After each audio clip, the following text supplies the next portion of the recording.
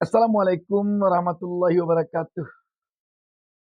Sahabat pemirsa, sangat mengejutkan ketika seorang kepala desa, yakni Kades Kelapa Nunggal, Kecamatan Kelapa Nunggal, Kabupaten Bogor, Jawa Barat, meminta THR kepada perusahaan sebesar 165 juta rupiah.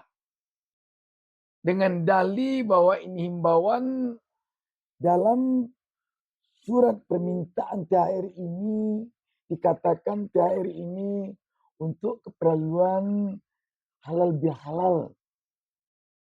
Dan di sana tertulislah bermacam-macam item penggunaan uang tersebut sehingga dananya mencapai sebesar 165 juta rupiah.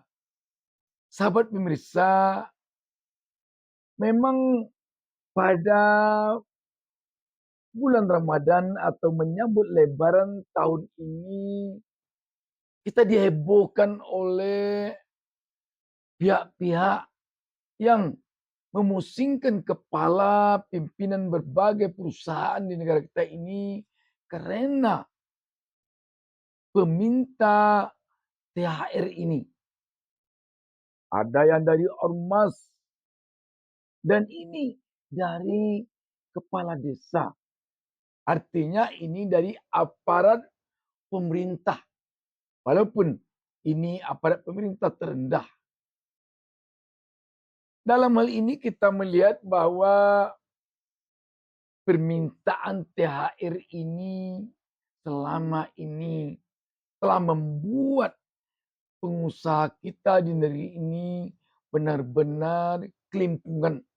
Apalagi di tahun sekarang ini yang merupakan tahun-tahun ekonomi yang sulit.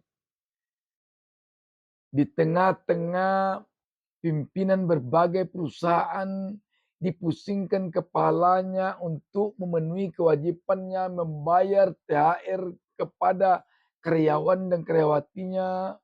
Mereka juga dipusingkan oleh berbagai pihak yang tidak seharusnya mereka beri THR, tetapi datang meminta THR. Ini tentu saja membuat pengusaha enggan menanamkan modalnya, melakukan investasi di negara ini. Apalagi kalau dia pengusaha asing. Kalau melihat apa yang terjadi sekarang ini berkaitan dengan permintaan THR ini kepada berbagai perusahaan, baik dari oknum ormas maupun dari oknum-oknum aparat pemerintah seperti Kades ini, tentu saja wajar kalau negara ini dijauhi oleh investor-investor asing. Mereka tidak saja menemui berbagai ketidakpastian hukum di negara kita ini yang membuat mereka harus hengkang ke luar negeri, membawa investasinya, membawa modalnya. Tetapi mereka juga dibikin pusing oleh permintaan-permintaan THR yang tidak seharusnya mereka berikan ini. Mungkin kita akan mengatakan jangan diberi, tetapi itu tentu menyebutnya yang mudah, mempraktekkannya sulit. Kalau mereka tidak memberi THR sesuai dengan yang diinginkan oleh yang meminta THR ini, bukan tidak mungkin usaha mereka akan terkendala nanti oleh berbagai bentuk rintangan yang terjadi ketika sehabis Lebaran. Dan ini tentu akan merugikan perusahaan. Sahabat pemirsa, akibat dari rontoknya ekonomi kita sekarang ini, kita melihat berbagai perusahaan telah banyak yang tutup karena mereka tidak mampu lagi menjalankan usahanya. Sebut saja Sritek, Sanken, KFC, Yamaha. Dari perusahaan-perusahaan yang kita sebutkan ini, tidak kurang dari 60.000 pekerja sudah di-PHK akibat perusahaan ini tutup. Dan ini tentu menunjukkan bahwa para pengusaha, para investor di negara kita ini sekarang menemui kesulitan di bidang ekonomi, menemui berbagai kendala di dalam menjalankan usahanya. Di tengah-tengah mereka dihimpit berbagai kesulitan itu, tiba-tiba mereka dihimpit lagi oleh berbagai bentuk pungutan seperti pungutan yang disebut dengan THR ini. Itu baru THR. Tentu saja bisa jadi akan ada lagi THR-THR yang tidak sempat terpantau oleh publik dari berbagai aparat. Kita tidak menuduh, tetapi bisa saja ini tidak tertutup kemungkinan terjadi. Sahabat pemirsa, pemerintah tentu diharapkan agar betul-betul jeli mengawasi praktek-praktek seperti ini. Dan juga tentu kita berharap agar jangan sampai tongkat pula yang membawa rebah. Artinya jangan sampai aparat yang mengawasi praktek-praktek permintaan THR ini yang juga turut melakukan permintaan THR kepada perusahaan-perusahaan yang ada di negara kita ini. Sahabat pemirsa, inilah cerminan dari remuknya negara kita ini sekarang ini oleh praktek-praktek yang tidak lazim, yang di luar ketentuan perundang yang berlaku, yang bernuansa korupsi. Dengan demikian, kita melihat memang korupsi dalam berbagai bentuk ini memang di negara kita sudah benar-benar mendarah daging.